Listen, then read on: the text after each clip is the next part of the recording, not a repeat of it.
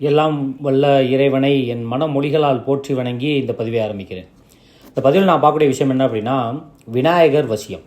இந்த விநாயகரை வசியம் செய்வதற்கு முதல்ல பார்த்தீங்க அப்படின்னா, ஒரு நட்சத்திரம் என்பது மிக மிக சிறப்பாக வேலை செய்யக்கூடிய விஷயம்.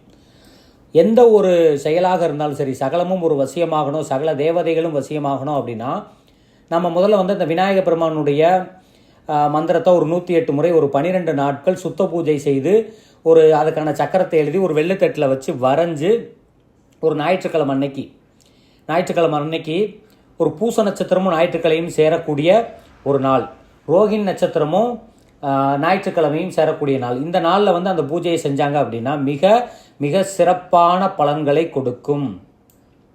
அதற்கான மூல மந்திரம் என்ன அப்படின்னா, ஓம் நம சிவாய குருவாழ்க குருவே துணை அப்படின்னு எந்த மந்திரத்தை சொன்னாலும் நீங்கள் குருவாழ்க குருவே துணை.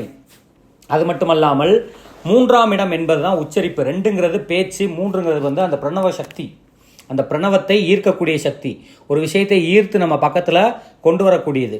அப்படிப்பட்ட விஷயத்தில் எடுத்துட்டீங்க அப்படின்னா நீங்கள் இந்த 3ஆம் அதிபதி யார் எப்படி இருக்காங்கன்னு பார்த்துக்கிட்டு அதை செய்யலாம். இது நான் பொதுப்படையாக இந்த மந்திரத்தை சொல்கிறேன்.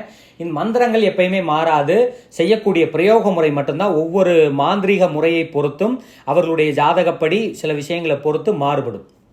அப்போ அதற்குரிய மூல மந்திரம் என்ன அப்படின்னா, விநாயகரை சித்தி செய்து சகல தேவதைகளையும் சகல தேவர்களையும் வசியம் செய்யக்கூடியது, சகலத்தையும் கட்டுக்குள் வைக்கக்கூடிய மந்திரம். ஐயும் கணபதி, கிளியும் கணபதி, செவ்வும் கணபதி, வாவா. சர்வ தேவதாதி தேவர்களும் சத்ரு வசீகரமும் உன் கை வசமானது போல் சகலமும் என் கை வசமாகவே நிற்க சிவா இப்படிங்கிற மந்திரம். ஞாயிற்றுக்கிழமை பூச நட்சத்திரம் சேரக்கூடிய நாள் அல்லது ரோஹிணி நட்சத்திரம் சேரக்கூடிய நாள் அன்னைக்கு நீங்கள் பூஜை செஞ்சு ஆரம்பிச்சிங்க அப்படின்னா 108 உரு செய்து 12 நாட்கள் சுத்த பூஜையாக, சுத்த பூஜை என்பது நம்மளுடைய இடம், ஆரம்பிக்கக்கூடிய இடங்கள், நம்ம பலகை எல்லாமே சுத்தமாக வைத்து பூஜையை ஆரம்பித்து நீங்கள் செஞ்சீங்க அப்படின்னா மிக அற்புதமான பலன்கள் கிடைக்கும்.